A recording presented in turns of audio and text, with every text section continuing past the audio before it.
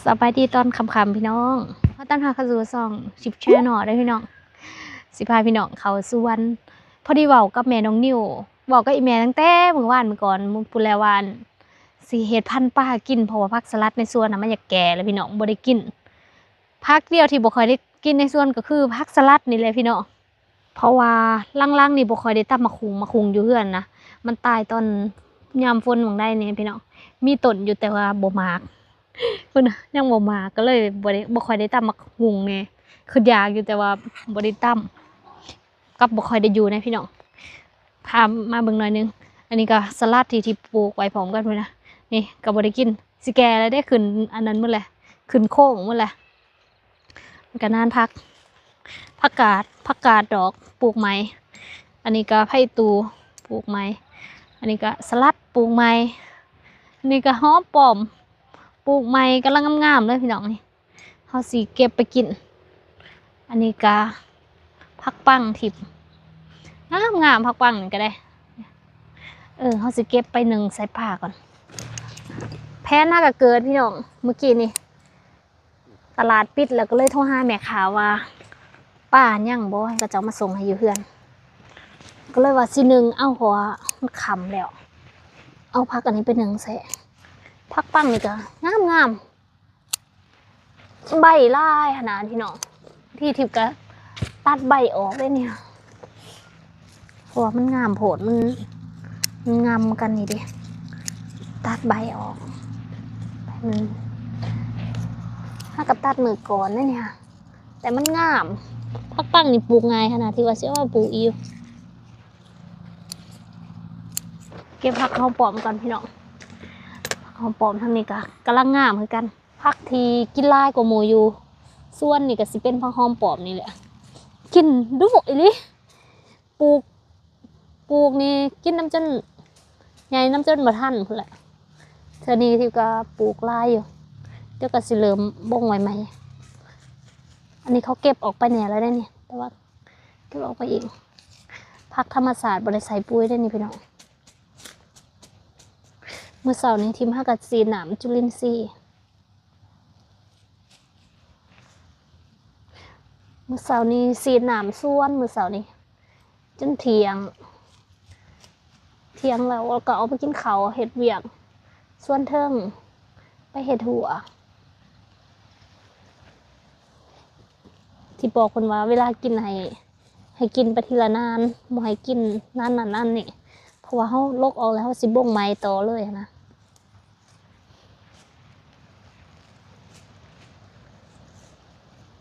มันงามดีได้พี่น้องอันนี้ก็เป็นผักที่ทิพย์บ่งไม้แต่ว่ามันอยากแก่แล้วตัวนี้นะพี่น้องเจ้ามันดอกแล้วผักกาดนี่ตอนที่ทิพย์บ่งค่ะนะมันงามโพดแม่ที่ว่าโอ๊ยมันยังหน่อยบ่งเห็นยังปัดมาบ่งทีนี้จนว่ามันแก่แล้วมีค่ะมันงามแห้งจนมันแบบว่ามันหักง่ายนะอันนี้ก็ตะไคร้ทิพย์งามแม่ที่ว่าให้เอาหัวสิไข่แบบว่าตัวมันยาวๆมาปลูกในอันนี้มันสิเป็นหัวแบบสั้นๆปุ่มๆค่ะนะแต่มันก็งามแล้วได้พักนี่ส่วนมะเขือนี่ก็ได้สูตรมาเนาะตัดใบจนบริย่างนี่แม่ที่ว่าติดตัดออกมะเขือก็ได้กินแล้วได้เริ่มใหญ่แล้วส่วนทางนี้ก็สิเป็นโซนต้นขาได้พี่น้องเมื่อวานนี้ทิพย์เอา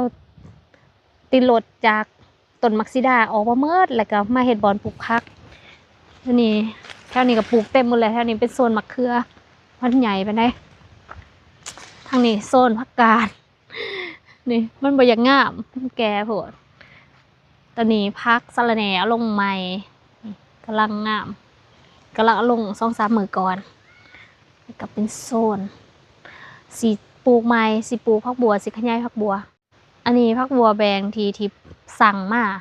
ผักบัวแบงแถวบ้านที่5บ่มีพันธุ์เลยได้นี่อันนี้ที่สั่งมาจากปากเซ่ที่สิเอามาขยายแต่ว่าตอนนี้อายุ5ก็ได้1 เดือนยังขยายบ่ทันได้ต้อง2 เดือนขึ้นไปทางนี้ก็สิเป็นโซนมักเล่นเด้อพี่น้องมักเล่นกัดมากดกที่พากันยกขึ้น2-3 มื้อนี่แหละมักเล่นแต่ก่อนนะมันอยู่ติดพื้นแล้วก็มันหนาวมันหล่นมันก็ลายความมันดกมึงดูนะพี่น้องดกเด้ดกนี่ถ้าได้หมาคนนั้นเนี่ยนะโอ้หมามันดกหนึ่งแต่ละงานะนี่กำลังใหญ่ซ้ำสิกิน อันนี้ผักบัวผักบ่งที่ห้ากาฝืนงัวกินงัวเขาส่วนแล้วงัวกินห้ากาฝืนขึ้นมาเดี๋ยวสิมาเก็บผักสะระแหน่ก่อนพี่น้องบ้านที่เอิญผักเสริมได้นี่แม่น้องนิ้วห้ากาเก็บน้องเศร้าห้ากาเก็บออกไปพี่น้องแต่ว่าผักอันนี้แห้งตัดแห้งแตกที่จริงทิพย์ก็ยังให้ตัดลายๆอยู่เพราะว่าให้มันแตกใหม่กำลังงามเลยมาเก็บผักก่อนพี่น้องมันสิขำแล้วจักว่าสิแก่แล้วไปจักอันนี้ค่ะนะต้นนี้แม่ทิพย์เป็นคนปลูกแล้วนี่มึงดูนะงาม มันสิแก่แล้ววะพี่น้องมึงดูนะนี่สิเอาตัวใดหนอเอาตัวทางมันไก่ทางยางนี่แหละเขาเจ้ามาเก็บนะเขาเจ้าอันนั้นเขาเจ้าบริเด็ดขึ้นเท่านี้เลยตัวทิพย์นะสิเด็ดนั่นนี่ออกเลยเอาตัวทางกลางนี่แหละเห็ดจะได้จังสิกินเมื่อพี่น้องข้าสิคายกับเทินไม่ได้ปลูกลายนู่นน่ะซองอันนี้ก็พอแหละลายแหละมาได้พี่น้องกินข้าวเด้อกินจำศีลจะซื้อมาไหม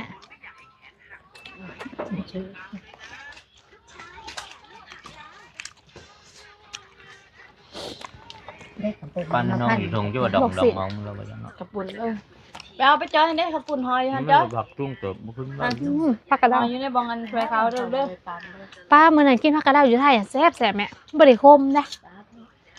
คมหน่อยเดียวคมแห้งเลยคมด้วยคมหน่อยเดียวมันบริคมทำนี่ อันนั้นแหละเอามา พอกินได้อันนี้คมแห้ง กระปุกเลยละหายเงินมาที่นี่ว่ากระปุกใหม่ ก็แต่อย่างไรแนวมันมาเนาะ เขาลงได้ผ่าแหลกมันนะครับ บาทแรกเมื่อบาทค่ะ ค่าข้าวซอยหรือเขาไปลูก บุญบาทบอกกับนี่ เขาไปเอาบุญจักเถื่อไม่เถื่อไม่เถื่อที่ กินข้าวแล้วก็มากินห้าอยู่ กินข้าวแล้วเราก็มากินของหวานต่อเห็ดเผือกพี่น้องเผือกหวานเผือกกลัวว่าของนั่นที่ไปตลาดมือก่อนเลยสิเพื่อนก็เลยซื้อมา ไปไม่มาโจมเมื่อเกลือมั้งนะ มันคำมันยามันจะเฮ้ยมายังไรคำเลยมันฮะ มือคืนนี่บริกินซ้ำพี่น้อง เขาบริเอาป้ามาส่งเลยกินเขาวแล้วก็แล้วบริกินป้าซ้ำก็เลยว่ามาซื้อกินมื้อนี้ทีมยังบ่ทันได้กินข้าวเช้าได้ทีพี่น้องฮักก็ออกแต่ส่วนหดส่วนหลุมส่วนเทิงมื้อนี้พี่น้องก็เลยฮักก็ออกมาบ่ทันได้กินฮอดข้าวแล้วก็สิมากินพันป้าคือยาพันป้าตั้งแต่เมื่อวานนี้แม่นมีเอาไปซื้อมาพี่น้องสิกินเมื่อคืนนี่บ่ได้กินซ้ำเด็กๆกินทา บแบงที่ไรละเบิงปงลงจวดเดียจวดเดียจวดเดีย แซ่บบ่ จากยันแมว กินข้าวร่วมกันพี่น้องวันนี้พักกับมีแต่พักในสวนเขาเองนี่นี่เห็นผักสลัดนะพี่น้องนู่นน่ะใบพังยังไงคมมาจ้ะใบคมนะมันอยากแก่เลย ผักอันสลัดทำผักเติม อีหยังกินบ่ ในป่าให้ไปนั่งเบิงด้วยผักเติมมีรักกินค่ะ อีลาก็กินพักดูพี่น้องพังหอมปอมจะซ่อนงามสีบ่งใหม่อยู่ เพราะว่าเป็นพักที่แบบกินดูกับหมูเป็นพังหอมปอมเนาะ ในนี่ที่แกมานี่ก็มีพักสมิกบานแล้วพักหนามพักสมิกบานแล้วก็มีพักแพ้วพักหอมปอมยี่ไทยเอิญพักซี่เนาะแล้วก็มีสลัดแล้วก็มีพักเสริมพี่น้องลืมเก็บบัวละผ้าแล้วก็มีอันหอมเปะพักซีใบเลื่อยเนี่ย กินเลยคือว่ากิน อีน้อยปะนี่คำใหญ่มืออีสาน นะบิดแมนแบงสีแบงให้อีกอย่าหักบอกกัน พักเลยหนึ่ง เอาพักลูก พักเลยหนึ่ง เอาพักหลอดนี่พี่น้อง เหลือกระปุ่มนี่ วิคำใหญ่ผลไปจากคำตาสวนแล้วนี่เนย ทำแบบไหน ป้าหิวเขา กูไปตรงเนอะ ป้าจนสัน เอาขอเลือกที่กูแล้วมา หมดมาห้องมันแดงอ่ะเดี๋ยวพี่เนี่ยหมดแล้ว คิ้วขาย รอดจนมีหอดผ้าขาวลูกเลยยอมเลยนะลูกยอมกันนะ ยังอ่านบริมืดซ้ำพี่น้องสำหรับเรื่องรถไทยอะนะมือสาวเอฟซีก็โทรมาว่ามันน่าจะมันปรับได้เนาะคันไทยอะนะมันน่าจะบ่เป็นจังสันยังบ่ได้ไปอ่านเบิ่งคอมเมนต์เมื่อพี่น้องเขาส่วนบ่ทันได้ออกบ่ทันได้เบิ่ง กินเท้าเดี๋ยวได้ลูกด้วยกินเท้าด้วยใส่เท้านะ ไม่ไปเยอะก็เห็นใจ ไทยอย่างเงี้ยสิเป็นจังซี่เนาะพี่น้อง FC ว่าลองอันปิ่นตีนมันเบิ่งปิ่นตีนลางมาตีนหาลองเบิ่ง มันมีแต่ตีนเดียว หันแรกหัดปิ่นฝากหึ ข้าวตอมาให้ บ่ บอเนาะเขาบริโภคแต่ว่ามันก็มีแต่ตีนเดียวแล้วก็มันมีแต่หลองเดียว อัน ใส่ FC ว่าต้องไทยก่อนแล้วจึงเอามาพ่วน แมนมันต้องไทยดินอ่อน แต่ว่าบางคนเขาว่าเขาโฆษณาน่ะดิ้นแข้งกับไทยได้บ่ทาไทยเด้ โฆษณาบ่เป็นจริงไว้ซะนะทิบกระเสือคำโฆษณาอะพี่น้องใส่บ่ได้ มันไม่เรียกกูเอามาปัด เห็นพี่น้อยว่า หนังหวานมันเอาครับ เบิ่งเด้อยันมันไปตำบักฮีนแล้วมันสิดีใส่น้ำแข็งก็น่าคิดอยู่ได้เนาะโอ้มีผักกระเดามื้อนั้นกินผักกระเดาอยู่นครพนมนะป้าบ่ได้คมนิดเดียวหนึงแซ่บๆมันอันนี้มันคมแห้งแต่อยากได้พันธุ์มาปลูก นั่นเอง เด้อพี่น้องกินข้าวน้ำกันพี่น้องจังหน่อยจังกินรอดบ่ได้กินข้าวสาวบ่มันจ้ะ คือ พูด อะไร แท้ กิน พี่ ลู น้ ก อง กินถั่วกันกิน พันป้า ใส่ขาวนั่นเด้อ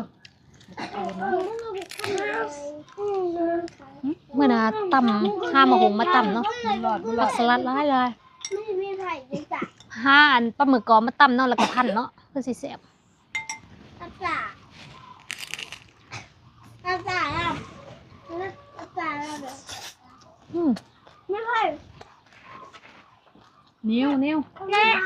มาแล้ว FC ก็ใส่รุ่นเดียวกับทิพย์อยู่พี่น้องเราใช้อ่ะ ไม่เหมือนมา อยากจะซื้อเงินเจ้าเงินหลายอยู่ เอาไว้นี่แล้ว อื้อหือ ป้าเมื่อไรมา ปลาหมึก เอาบ้านเสร็จแล้วนี่อ่านเป็น ฉีดมันนี่หายกระดูกป่าเอากับแม่กินแต่กระดูกมันน้องกระดูกเด็กๆกำลังสอบเซ็งพี่น้อง จะมึงแล้วมาตัด อยู่ไทยนั่นเปิดเทอมก็บ่ได้คือกับลาวเนาะลาวบ่ได้เปิดเทอมคือไทยเนาะลาวละแม่นเปิดเทอมทุกๆวันที่1เดือนเก่าพี่น้องหรือว่าเดือนกันยาปิดเทอมเดือนมกราเนี่ยแม่นบ่ทุกๆปีแล้วก็จะเปิดเทอม2อีกพัก2อาทิตย์แล้วก็เปิดเทอม2แล้วก็จะไปพักช่วงเดือน5หรือว่าเดือน6เดือนนี้ม.7ก็สิเซ็งประมาณเดือน7แล้วก็พักฮอดวันที่1เดือนเก่าทุกๆปีแล้วก็เปิดอีกจะเป็นแบบนั้นแต่ว่าอยู่ไทยอ่ะบ่ว่าเพิ่นปิดเปิดตอนใดเนาะซึ่งว่าบ่ตรงกันนะมันว่า FC มักถามว่าเด็กเปิดเทอมยามใดเพราะว่าอยู่ลาวหั่นจะฝากก่อนจะฝากยามฝนยามเฮ็ดหน้านะพี่น้อง กระเพาะ พอเลยโอ้มีก็หาไปเลย จะขึ้นแนมเหลืองด้วยเนาะ ก็เป็นไอศครีมของกูก็เป็นเอา เฮ็ดบ่เป็นพี่น้องมันบ่มีเครื่องบดตัวหนึงครับที่ทิพย์เคยใส่มันหน่อยๆมันมักใต้บดบ่ได้ เอานะ